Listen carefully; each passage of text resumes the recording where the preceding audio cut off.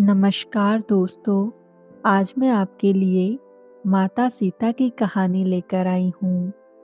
आखिर कौन थे वो असुर जिन्हें सिर्फ माता सीता ही मार सकती थी? भगवान राम नहीं। आइए जानते हैं पूरी कथा। ऐसी मान्यता है कि कुंभकर्ण के पुत्र मुल्कासुर का वध माता सीता ने बाणों से किया था। रावण की मृत्यु के बाद प्रभु श्री राम रावण के छोटे भाई भविष्य को लंका का सारा राजपाट सौंपकर अयोध्या लौट आए और स्वयं अयोध्या का राजपाट चलाने लगे। एक दिन जब प्रभु श्री राम अपनी राजसभा में बैठे थे, उसी समय अचानक लंका के राजा भविष्य भी राजसभा में पहुंच गए। सभा में पहुंचते ही भविष्य प्रभु श्री राम से गुहार लगाकर कहने लगे कि हे प्रभु, मेरी रक्षा कीजिए। लंका में कुंभकर्ण का पुत्र मुल्कासुर आफत मचा रहा है। कुंभकर्ण का पुत्र था मुल्कासुर। भविष्य ने प्रभु श्री राम को बताया कि कुंभकर्ण का ये मुल्कासुर नामक पुत्र असल में मूल नक्षत्र में पैदा हुआ था, जिसकी वजह से कुंभकर्ण ने इसे जंगल में फेंकवा दिया था। जंगल में फेंके जाने पर इसका पालन पोषण मधुमक्खियों ने किया था। मुल्कासुर ने बड़े होकर ब्रह्मा जी की घोर तपस्या की। उसकी तपस्या से खुश होकर ब्रह्मा जी ने उसे वरदान दिया था। उसी वरदान की वजह से वह बहुत शक्तिशाली हो गया है और लंका में उत्पात मचा रहा है। हे प्रभु, जब उसे अपने पिता के वध के बारे में पता चला तो उसने ये प्रण ले लिया कि मैं पहले धोखेबाज भविष्य को मारूंगा और उसके बाद राम को। भविष्य की बात सुनकर प्रभु श्री राम ने हनुमान और लक्ष्मण को सेना लेकर लंका में भेज दिया। इधर जैसे ही मुल्कासुर को राम की सेना के आने की बात पता चली तो वह भी अपनी सेना लेकर लंका के बाहर आ गया। दोनों सेनाओं के बीच करीब 7 दिनों तक घोर युद्ध चलता रहा, लेकिन मुल्कासुर अकेले ही श्री राम की सेना पर भारी पड़ रहा था। मुल्कासुर को स्त्री के हाथों मरने का वरदान मिला था। प्रभु श्री राम जब अपने मंत्री सहित लंका पहुंचे तो उन्हें भी युद्ध के बारे में पता चला, जिससे वह चिंतित हो गए। उसी समय ब्रह्मा जी भी वहां पर आ गए और प्रभु श्री राम से कहने लगे, हे भगवान, इसे मैंने स्त्री के हाथों मरने का वरदान दिया है, इसलिए आप सीता को यहाँ बुलाकर उनसे ही इसका वध करवाइए। वर्मा जी की बात सुनकर प्रभु श्री राम हनुमान को अयोध्या भेजकर माता सीता को लंका बुलाया। लंका पहुंचने पर प्रभु श्री राम ने माता सीता को मुल्कासुर के बारे में पूरी बात बताई। प्रभु श्री राम की बात सुनकर माता सीता को क्रोध आ गया। क्रोध में ही उनके शरीर से एक तपस्वी शक्ति निकल पड़ी। ये शक्ति सीता की छाया में चंडी का रूप धारण कर लंका की तरफ चल पड़ी। सीता ने मुल्कासुर पर 5 बाण चलाए। उधर प्रभु श्री राम का इशारा पाकर वानर सेना मुल्कासुर की तांत्रिक क्रिया को तहस नहस करने लगी, जिस पर मुल्कासुर क्रोध में आकर अपनी तांत्रिक क्रिया को छोड़कर बानरों को खाने के लिए उनके पीछे दौड़ पड़ा। बानरों के पीछे दौड़ते दौड़ते वह युद्ध के मैदान तक आ गया। युद्ध के मैदान में पहुंचकर जब उसने सीता की छाया को देखा तो वो गर्जकर बोला, तू कौन है? इस पर सीता की छाया ने गर्जना करते हुए कहा कि मैं तुम्हारी मौत चंडी हूँ। तूने मेरा नाम लेने वाले ऋषियों मुनियों को खा डाला, इसलिए अब मैं तुम्हें मारकर उनका बदला लूंगी। इतना कहकर छाया सीता ने मुल्कासुर पर 5 बाण चलाए। दोनों में घोर युद्ध हुआ। अंत में छाया सीता ने चंडिका शस्त्र का प्रयोग करते हुए मुल्कासुर का वध कर दिया। मुल्कासुर का वध करने के बाद छाया सीता वापस लौटकर माता सीता के शरीर में प्रवेश कर गई।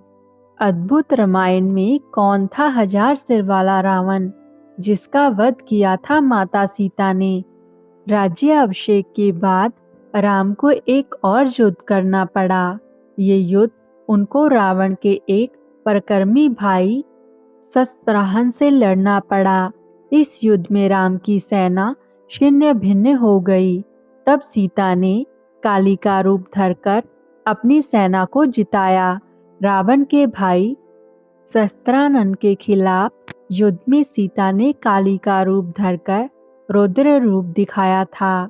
रावण के मर्दन के बाद भगवान श्री राम जब वापस सीता और लक्ष्मण के साथ अयोध्या लौटे तो उनके कुछ ही समय बाद उन्हें रावण के परकर्मी भाई सहसानंद से युद्ध करना पड़ा। उस युद्ध में सहसानंद ने राम समेत उनकी सेना को छिन्न भिन्न कर दिया था। इस प्रसंग का वर्णन अद्भुत रामायण में है। ये संस्कृत भाषा में रचित 27 स्वर्ग का काव्य विशेष है। इस ग्रंथ के रचनेता वाल्मीकि थे, लेकिन ग्रंथ की भाषा और रचना से ऐसा प्रतीत होता है कि बाद में अद्भुत रामायण की रचना की गई। क्यों मुस्कुराने लगी थी सीता माता? दरअसल राज्य अभिषेक होने के उपरांत जब मुनिगण राम के शौर्य की प्रशंसा कर रहे थे तो सीता जी मुस्कुरा उठी। इस मुस्कुराहट में रहस्य था। जब राम ने सीता से हंसने का कारण पूछा तो उन्होंने जो जवाब दिया उससे श्री राम को एक और युद्ध की तैयारी करनी पड़ी। तब सीता ने सहसा नंदन का जिक्र किया। सीता ने राम के पूछने पर बताया कि आपने केवल दशानन रावण का वध किया है, लेकिन उसी का भाई सहसानंद अभी भी जीवित है। उसकी हार के बाद ही आपकी जीत और शौर्य गाथा का औश्चर्य सिद्ध हो सकेगा। ये सुनने के बाद श्री राम ने अपनी चतुरंग सेना सजाई। उनकी सेना में भविष्य, लक्ष्मण, भरत, शत्रुघ्न, हनुमान आदि सभी थे। रावण के निधन की जानकारी होने के बाद उसका भाई सहसानंद भी युद्ध करने आया। उसे वर्मा से क्या वरदान मिला था? सहस्त्र रावण यानी सहसानंद रावण का बड़ा भाई था। जब रावण छोटा था तब सहस्त्र रावण ने अपने छोटे भाई रावण से हमेशा झगड़ता रहता था। इससे नाराज होकर रावण की माता देवी कैकसी ने उसे दूर जाने को कहा। तब सहसानंद वहां से चला गया। वह एक ब्राह्मण नाम के मायावी ग्रह पर रहने लगा। उसे ब्रह्मा से वरदान मिला था। उसे स्त्री के अलावा और कोई भी नहीं मार सकता था। राम की बड़ी सेना सहसानंद से लड़ने पहुंची। उस सेना के साथ उन्होंने समुद्र पार करके सहसानंद कद पर चढ़ाई की, जहां सहसानंद का शासन था। सीता भी इस सेना के साथ थी। युद्ध स्थल में सहसानंद ने मात्र एक बाण से ही श्री राम की समस्त सेना एवं वीरों को अयोध्या में फेंक दिया। सीता ने काली का रूप धरकर उसे मारा। अद्भुत रामायण कहती है कि रणभूमि में केवल श्री राम और सीता रह गए। राम अचेत थे।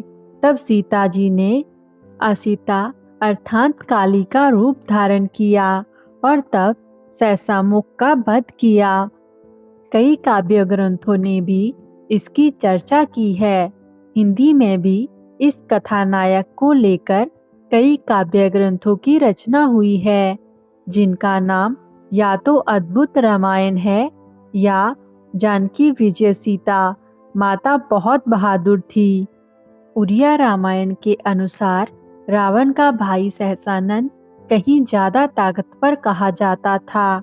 उसने राम के खिलाफ युद्ध में ये दिखाया भी, जिस तरह उसने राम की अयोध्या से आई सेना को छिन-भिन कर दिया, राम को अचेत कर दिया, उससे जाहिर होता है कि उसमें रावण से ज्यादा बल था।